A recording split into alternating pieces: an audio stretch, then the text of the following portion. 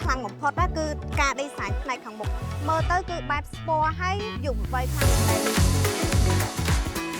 ទីមួយគឺខ្ញុំគិតទៅលើ performance ហើយសន្សំចៃ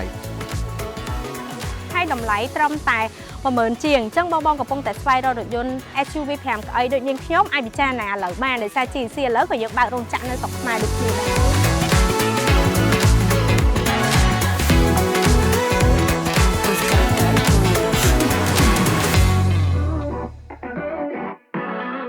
បើសម្រាប់ខ្ញុំហ្មងអ្វីដែលចាប់អារម្មណ៍ដំបូងគឺការ design ព្រោះឡាននេះបានបំពាក់មកជាមួយនឹងការ design ដៃទ្វារប្រកបនិយាយទៅលើដៃទ្វារប្រកបនេះណាសឹកថាខ្ញុំមិនដែលឃើញទេឡានដែលមានតម្លៃក្រោម$20000ហើយមានដៃទ្វារបែបនេះគឺវាងាយស្រួលនៅក្នុងការបើកបិទខ្លាំងមែនទែនហើយមួយទៀតអ្វីដែលខ្ញុំចំណាប់អារម្មណ៍ហ្មងគឺទៅលើយ៉ានកង់របស់ឡាននេះសម្រាប់ឡាននេះបានបំពាក់មកជាមួយនឹងយ៉ានកង់ដែលមានការលេងជាស្រាប់អញ្ចឹងពេលដែលខ្ញុំទិញទៅគឺខ្ញុំអត់មានត្រូវការយកទៅលេងឬក៏ដូរយ៉ាន់អីបន្ថែមទៀតទេហើយទំហំយ៉ានកង់រហូតដល់18អ៊ីងនិយាយទៅសម្រាប់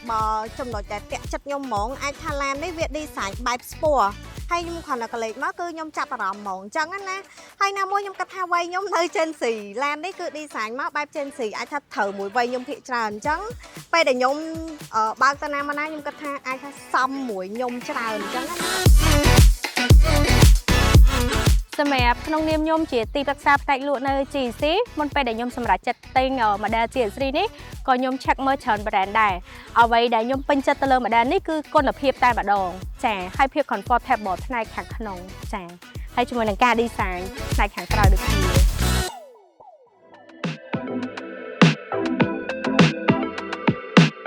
នៅក្នុងនាមខ្ញុំជាទីប្រឹក្សាផ្នែកលក់ដែលខ្ញុំសម្រេចចិត្តថាខ្ញុំទិញរថយន្ត GS3 M Zoom ទៅប្រើប្រាស់ខ្ញុំមានចំណុច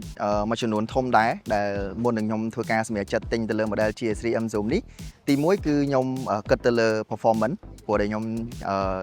ជាអ្នកដែលចូលចិត្តជាមួយនឹងរថយន្តដែលមាន performance ខ្លាំងហើយសន្សំចៃអញ្ចឹងខ្ញុំឃើញទៅលើចំណុចដែល GS3 M Zoom មានបើសួរថារថយន្តនេះខ្ញុំប្រើបានរយៈពេលប្រហែលឆ្នាំអីរថយន្តខ្ញុំគឺទិញនៅស៊េរីឆ្នាំ2024មកគិតមកដល់ឥឡូវគឺ2ឆ្នាំហើយខ្ញុំប្រើវាបានខ្ទង់ប្រហែលជាង40000គីឡូហើយក្នុងរយៈពេល2ឆ្នាំនេះខ្ញុំអត់ដែលជួបបញ្ហាអីនៅឡើយទេព្រោះដោយសារតែខ្ញុំទទួលបានការណែនាំពីខាង service របស់ GC បាទ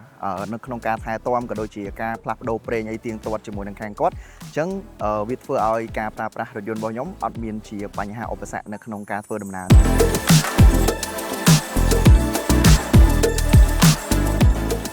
យាយទៅខ្ញុំក៏បានដើរមើលឡានច្រើនដែរអញ្ចឹងណាតែចុងក្រោយ GC3 នេះគឺនៅតែជាឡានដែលធ្វើឲ្យខ្ញុំតាក់ចិត្តចង់ទិញខ្លាំងជាងគេទី1ដោយសារ GC គឺជាក្រុមហ៊ុនដែលធំហើយមាន background ល្អពាក់ព័ន្ធជាមួយនឹងការសិក្សាស្រាវជ្រាវពីរថយន្តដែលស្ថិតនៅក្នុង budget ប្រហាក់ប្រហែលគ្នាខ្ញុំសង្កេតឃើញថារថយន្ត GS3 M Zoom គឺជារថយន្តមួយដែលផលិតទៅតាមស្តង់ដារ QDO បាទហើយមួយវិញទៀតគឺទទួលបានចំណាត់ថ្នាក់